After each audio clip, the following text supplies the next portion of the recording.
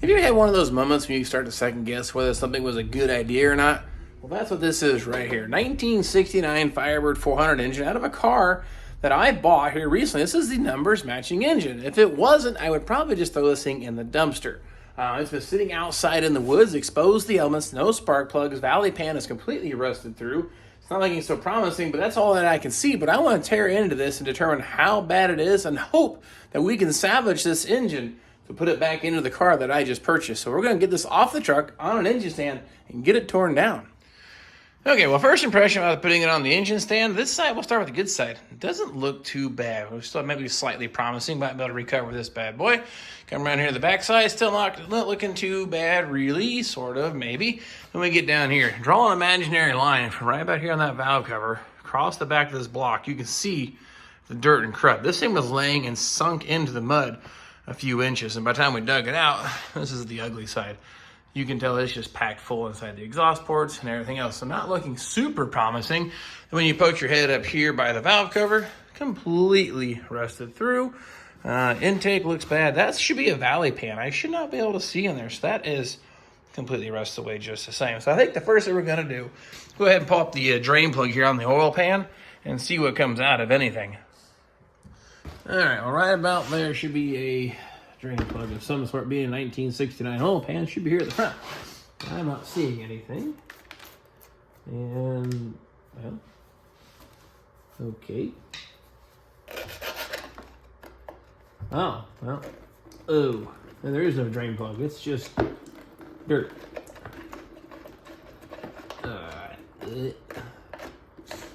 Well, we got some water. I don't know if that's good or bad. No oil, but that means that drain plug's been out, so maybe it's not as bad. Yeah, I don't know. Not a whole lot coming out there, so I think maybe we'll go ahead and start.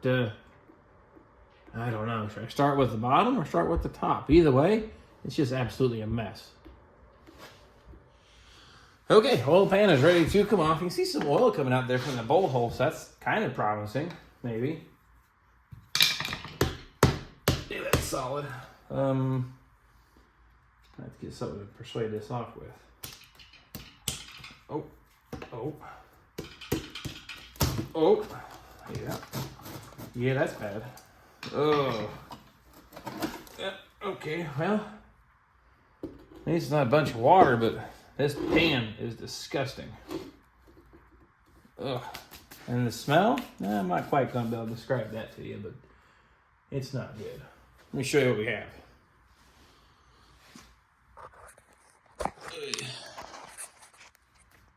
That's what's in the oil pan. It appears to be maybe some kind of critters are living in here, maybe ants. I don't know, but that's what we have here in the bottom half of the engine. That's supposed to be a crankshaft and connecting rods right there. That's bad. I don't know. I guess I keep saying that, but yikes. Okay, well, that's what's in the bottom half. The windage tray, let's say, is probably go ahead and just write that off as scrap metal, but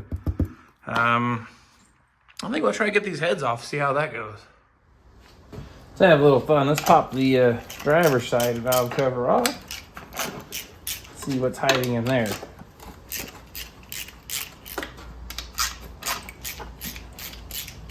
Like I said, typically I would probably just pass on this engine and throw it right to the scrap pile. But I bought a car that was a 400 car. And this happens to be the 400 that was in it, and I think it'd be kind of cool to put it back just that way. I can't say I've ever done a numbers matching original style restoration. Normally I do a little bit of modifications and see what comes out. So here we go. Okay, well, there's definitely a water line. You can see where water has resided in this thing for a while, but I mean, the valve cover's not rusted through. That looked pretty nasty.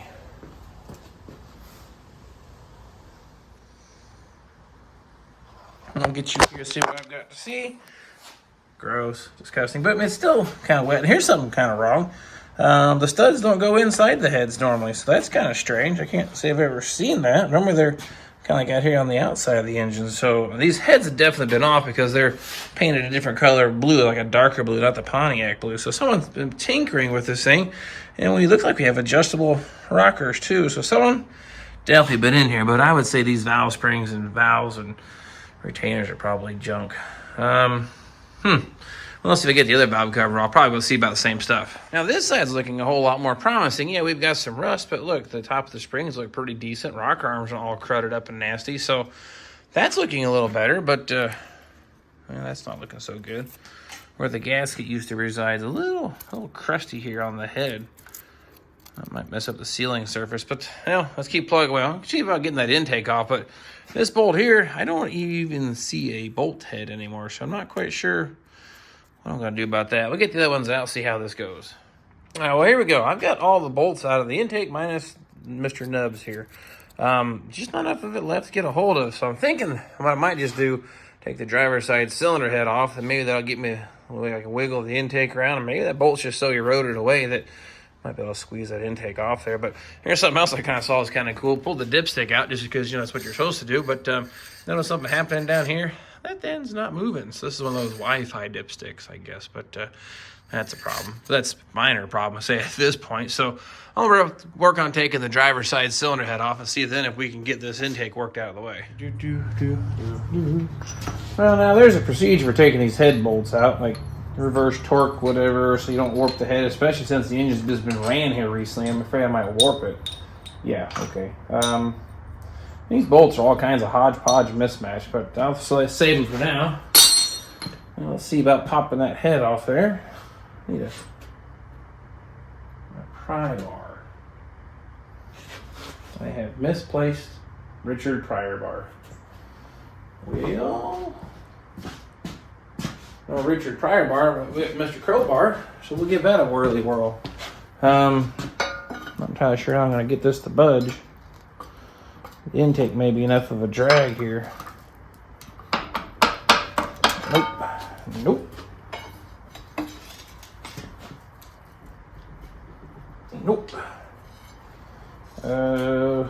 All the bolts are out, but not having it here.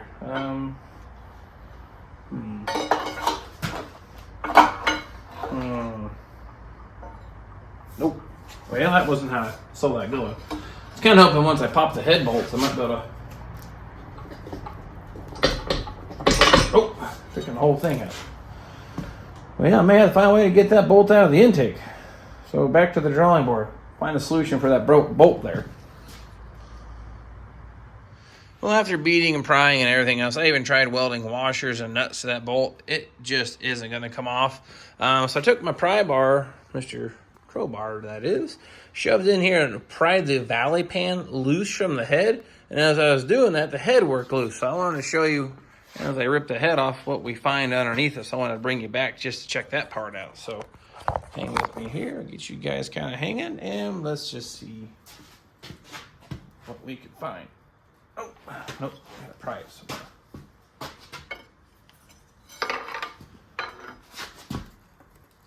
Oh yeah, she's moving. Oh, that's disgusting. Now we got push rods.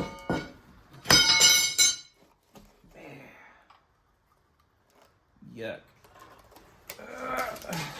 Now that's pretty cool. That's heavy, and that's disgusting.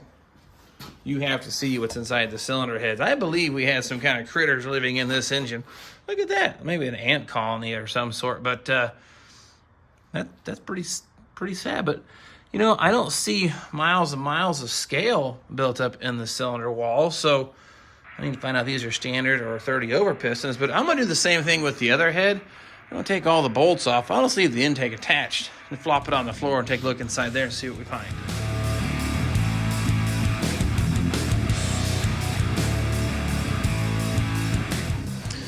Okay, well here goes nothing. Let's see if I can drop this thing on my foot because the head's about 70 pounds, the intake's like 11 billion more pounds, and I gotta pull it off the push rod, so I'm not really sure how this is gonna go.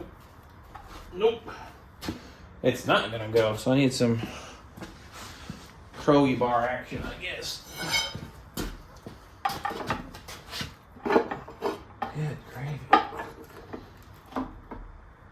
Oh, I need to peel it off of the valley pan cover. That's what it is. That's how it worked on the other side.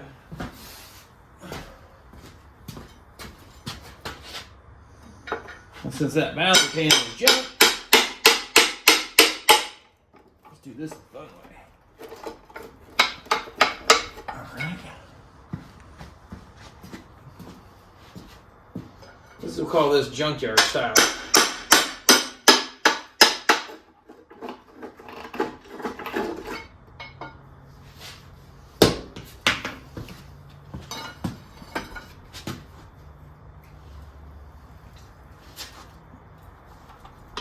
Wow. All the bolts are out, but she doesn't want to budge. Anybody just got lucky on the other side. No, not enough room to get in there and get it to bite. Nope. Nope.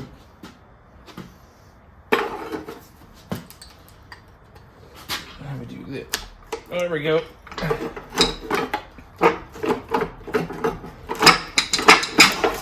Oh, yuck. Alright, there we go. Oh, that looks awful. Ah, that's heavy. Okay. Now, I think it's kind of interesting. It doesn't appear any of the valves are open or have been open, but that's bad. This is real bad, actually. So, oh, yeah. I think we're done. Let me show you what we found.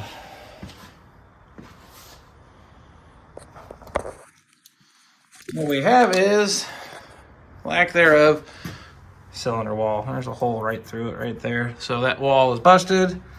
This is frozen, busted, and this one's the same way. So, as much fun as that might have been, I believe we still have a boat anchor. So there you have it, the fate of the pirate. Hey, so there you have it. The fate of the Firebird 400 engine, not looking too promising at this point. I jumped the gun. I wanted to this part. I have no intention to actually work on this car for quite some time. I just bought it because the price is right, package deal. I got a different car coming because the Great Pumpkin is done, but I got another car coming in that you have seen before, but then I got another car, and then I'm going to get to this, but I just couldn't wait. I wanted to see how bad it was, and well, it's awful. It's disgusting. I pulled the valley cover off. There's piles and piles of junk in here, just from rust and corrosion and just death. So I don't know what I'm going to do with the block. I may continue to strip it all down, have it checked, because the biggest problem was the side was down in the dirt. It looks pretty decent. I cleaned all the ant farm stuff out of there, and it doesn't look too bad. This side of the handset was sitting up in the air, no spark plugs, still with water, froze, split.